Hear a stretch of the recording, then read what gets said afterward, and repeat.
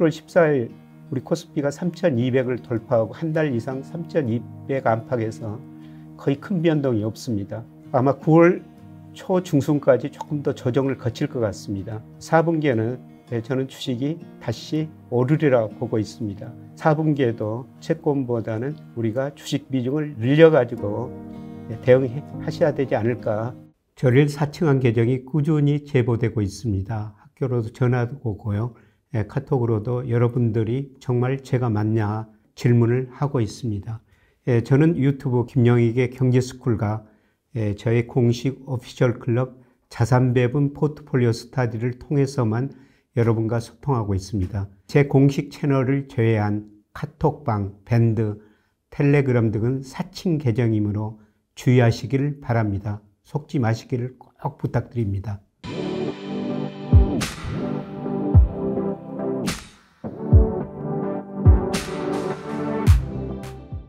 여러분 안녕하십니까? 오늘 한국은행에서 8월 통화정책 방향 결정회의를 하면서 기준금리를 2.50%에 그대로 유지하기로 했습니다. 한국은행 통화정책 목표가 물가 안정하고 금융 안정입니다. 물가는 2% 안팎에서 안정된 거로 봤습니다. 그러나 금융 안정 측면에서 경기가 좀 회복되고 있고요. 아직도 수도권 주택 가격이 오르고 대출이 늘어나고 있다는 것입니다. 그래서 이런 금융 안정 측면에서 금리를 동결했다. 이렇게 한국은행이 이야기하고 있습니다. 이번 경제 전망을 하면서 자세히 나중에 말씀드리겠습니다만 경제 성장 전망치를 지난 5월보다 약간 올렸고요. 물가 상승률도 0.1%포인트 인상했습니다. 문제는 그 앞으로인데요. 앞으로 금리 인하 기조를 이어가겠다. 이렇게 이야기했습니다. 물론 거기에는 물가를 봐야 되고 금융 안정을 봐야 되고 경제를 봐야 되겠죠. 이번 통화정책 방향 결정회의에서요. 한국은행 총재를 제외한 6명의 위원 중 5명이 앞으로 3개월 이내에 경제 여건에 따라서 달라지겠습니다. 금리를 인하할 수가 있다. 그런 의견을 모았고요.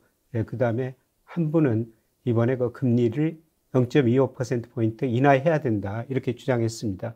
그래서 앞으로 금리는 인하할 것이다. 이렇게 볼 수가 있겠습니다. 참고로 미국하고 우리하고 늘 그 기준금리 차이가 크다. 이런 이야기를 하고 있는데요. 미국의 연방기금금리는 현재 목표 수준이 4.25에서 4.50%입니다. 상한선은 4.5%고요. 우리 2.5%니까 2%포인트 차이가 나죠. 과거에는 우리 기준금리가 대체로 미국 기준금리보다 높았어요. 그런데 최근 들어서 우리 기준금리가 미국보다 계속 낮은 수준을 유지하고 있는데요. 그만큼 우리 물가 상승률이 미국보다 낮고 경제 성장률이 낮다는 것입니다. 금리를 결정하는 가장 중요한 요소가 실질 GDP 성장률하고 물가 상승률인데요. 우리 물가 상승률, 우리 GDP 성장률이 미국보다 낮다. 이게 일시적인 현상이 아니라 앞으로 구조적으로 될 수가 있습니다. 자, 한국은행 이번에 지난 5월보다 경제 전망을 약간 상향했습니다. 지난 5월에 우리 경제가 0.8% 성장할 것이다. 그렇게 전망했는데요. 이번에 0.9%로 0.1%포인트 올렸습니다. 그리고 내년에는 1.6% 유지했습니다. 그런데 내년에도 그 1.6%라는 건요. 구조적으로 우리 잠재 성장률이 1%대 진입하고 있는 것 같습니다. 우리 잠재 성장률을 보면 1980년대 8%였었습니다. 그리고 97년에 외환위기를 겪으면서 5%로 떨어졌고요. 최근에 2% 안팎이었습니다. 그러나 올해 내년 성장률 이런 전망치를 보면은 구조적으로 우리 잠재 성장률이 1%대 진입하고 있는 과정이다 이렇게 볼 수가 있습니다. 실제로 한국은행은 올해부터 2029년까지 앞으로 5년간 잠재 성장률을 1.8%로 보고 있습니다. 주로 노동이 감소하고 있기 때문이죠. 여기다가 투자가 크게 늘어나지 않고요. 생산성도 일정 수준 유지할 거라는 겁니다. 잠재 성장률이 계속 하락하고 있다. 그래서 올해가 내년 전망을 보면은 우리 잠재 성장률이 이제 1%대 진입하고 있다. 이렇게 평가해 볼 수가 있을 것 같습니다. 올해 한국은행이 경제 성장률을 0.8에서 0.9%로 올리는 것은 GDP가 지출 측면에서 구성 요소를 보면요. 우선 그 소비 증가율을 올렸습니다. 지난 5월 달로 소비가 1.1% 증가할 것이다 이렇게 전망했는데요. 1.4%. 아마 이번에 그 정부의 가계 지원 소비 쿠폰 이런 것들을 고려한 것 같습니다. 그리고 재화 수출도 5월 달에 올해 마이너스 0.1%일 것이다 그랬는데 2.5%로 상향 조정했습니다. 생각보다 반도체 중심으로 수출이 잘 되고 있다는 거죠. 그러나 내년에는 1.6%로 그대로 이거 유지를 했고요. 반기별로 보면은 우리 상반기 경제가 전년 동기 대비 0.2% 성장했습니다. 그러나 하반기에는 1.6, 내년 상반기에는 2.0으로 올고 분기별로 보면은 1분기를 저점으로 경제가 완만한 회복 국면에 접어들었다 이렇게 전망하고 있습니다. 물가 상승률 전망치를 약간 올렸었어요. 지난 5월에 올해 소비자 물가 1.9, 내년 1.8인데요. 이번 전망에서 2.0, 1.9로 0.1%포인트씩 약간 올렸습니다. 수요가 약간 회복되고 있다. 이걸 반영한 것 같습니다. 그리고 경상수지를 대폭 상향 조정했습니다. 지난 5월에 우리 경상수 적자가 820억 달러 될 것이다 그랬는데 이번에 그 1,100억 달러입니다. 규모로 보면 역사상 최고치입니다. 2015년에 우리 경상수 적자가 1,051억 달러였어요. 근데 올해 그 1,100억 달러를 전망하고 있으니까 경상수 적자가 굉장히 많이 나오고 있다. GDP 대비 5% 넘어서고 있습니다. 이 GDP 대비 5%가 무슨 의미냐면요. 미국 재무부가 환율 각국의 평가를 할 때요. 경상수 적자가 GDP 대비 3% 넘으면은 안 된다. 그 요건 중에 하나입니다. 그런데 규모로는 사상 최대치고요. GDP 대비도 5% 약간 넘어서고 있습니다. 그만큼 우리 무역수지도 흑자가 나오고 있지만은 투자소득수지, 우리가 그동안 경상수지 흑자가 1조 1,000억 달러가 넘었는데요. 그것 가지고 해외 직접 투자, 증권 투자를 하다 보니까 계속 이자 소득, 배당 소득이 들어오면서 경상수지는 이렇게 흑자 날 수밖에 없는 상황인 것 같습니다. 참고로 올해 경제 성장을 한국은행이 0.9%로 예상했는데요. 과거 우리 경제 성장 역사를 보면은 네 번째 정도 낮은 수준이네요. 우리가 1998년과 외환위기를 겪으면서 마이너스 4.9% 성장했고요. 그 다음에 1980년대 오일 쇼크가 있었죠. 그때 마이너스 1.5, 그 다음에 2020년 코로나19 소위 팬데믹으로 마이너스 0.7% 성장했습니다. 그리고 2009년 미국에서 글로벌 금융위기가 있었죠. 그때 0.8%, 올해 0.9%입니다. 그런데 우리 잠재 성장률이 지금 2% 이하로 떨어지고 있다. 이런 말씀을 드렸습니다. 그걸 고려하면 과거보다 급격한 경기 위축은 아니다. 이렇게 볼 수가 있습니다. 그래서 1980년대 우리 잠재 성장이 10%였습니다. 그때 마이너스 성장은 큰 충격이었죠. 그리고 90년대도 잠재 성장률이 7% 안팎이었었습니다. 역시 그때보다는 올해 경제 성장률이 낮기는 낮지만은 그만큼 큰 충격은 아니다. 이렇게 평가해 볼 수가 있습니다. 문제는 이제 한국은행이 언제 금리를 인하할 것인가, 인하하겠다고 그랬죠. 올해 이제 통화정책 방향 결정 회의가 2번 남았어요. 10월하고 11월 2번 남았는데요.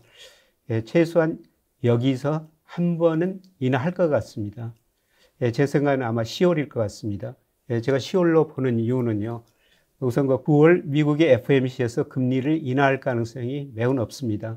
미국의 개인 소비 지출 물가 상승률은 상반기 2.6%, 하반기도 그보다는 약간 높을 것 같습니다. 물가는 연준의 통화정책 목표치가 2% 안팎인데요. 그것보다 높습니다. 그러나 5월 이후로 고용 증가세가 급격하게 둔화되고 있죠. 아마 9월 FOMC에서 미 연준이 물가보다는 고용을 강조하면서 금리를 내릴 가능성이 높습니다. 그렇게 되면은 우리도 금리를 내릴 탄력성을 미국이 제공해 줄 거라는 거죠. 그리고 더욱 중요한 거는 제가 적정금리를 추정해 보니까요. 적정금리가 한 2% 안팎 나옵니다. 그래서 이거 테일러 준칙 이론적인 적정금리인데요. 이거는 우리 물가가 목표치 2%에서 얼마나 벗어났느냐. 그리고 실제 GDP하고 잠재 GDP 차이를 구해가지고 적정 수준을 추정한 건데요. 현재 우리 실제 GDP가 잠재 GDP보다 제가 추정하면 0.7% 정도 밑에 있습니다. 그런 거 잠재 GDP는 추정하는 방법에 따라 다르고요. 여러 기관에서 이거를 좀 다르게 추정하고 있습니다. OECD는 예를 들어가지고 우리 경제가 GDP 갭률 마이너스 1%다. 실제 GDP가 잠재 GDP 1% 밑에 있다. 이런 거 추정을 하고 있습니다만 제가 추정해 보니까 마이너스 0.7% 정도 나와요. 이걸 고려하면은 언제든지 금리를 인하하더라도 문제가 되지 않는다는 것입니다. 그래서 저는 10월에 금리 인하 가능성이 매우 높고, 그리고 물가 상황, 그 다음에 경제가 회복된다고 말씀을 드렸습니다만 회복 속도가 느리면은 아마 11월에도 내리리라고 보고 있고요. 그리고 올해 이번 그 금리 인하 국면에서 최종 금리는 저는 2%가 되지 않을까 그렇게 전망하고 있습니다. 이미 시장은 기준금리 2%를 미리서 반영했습니다. 대표적으로 시장금리 하면은 국고채 3년 수익률인데요. 이게 현재 2.4% 안팎에서 움직이고 있습니다. 2015년 이후 통계를 보니까요, 국고채 3년 수익률이 기준금리보다 평균 0.4%포인트 높습니다. 그래서 현재 기준금리 2.5%인데 시장금리가 2.4%라는 건요, 기준금리 2.0%를 미리서 반영했다는 것입니다. 이러한 의미에서 시장금리가 추가적으로 하락하기는 힘들다. 이제 기준금리가 2% 될 때 다시 한번 떨어질 수가 있습니다만 계속 2.4% 안팎에서 움직일 가능성이 높습니다. 제가 2년 전부터는 여러분들한테 금리 떨어집니다. 채권 투자 꼭 하셔야 됩니다. 만기가 긴 채권을 사셔야 됩니다. 이런 말씀을 드렸는데요. 올해는 채권에서 이익 내기가 힘듭니다. 미리서 금리가 많이 떨어졌습니다. 그래서 올해는 채권보다는 주식 수익률이 훨씬 더 높을 것입니다. 이런 말씀을 드렸습니다. 물론 중기적으로 보면요. 아까 한국은행 잠재 성장을 말씀드렸습니다만 이제 1% 후반대 진입했고요. 머지않아 0%대 진입합니다. 그렇게 되면 장기적으로 금리 더 떨어질 수밖에 없죠. 이러한 의미에서 현재 우리 국고채 10년 수익률이 2.8% 안팎인데요. 저는 2040년 가면 1% 안팎으로 떨어지리라 보고 있습니다. 그렇게 되면은 채권 가격은 크게 오르는 거죠. 그래서 멀리 내다보면은 지금도 채권 일부는 가지고 계셔야 된다. 이렇게 볼 수가 있겠습니다.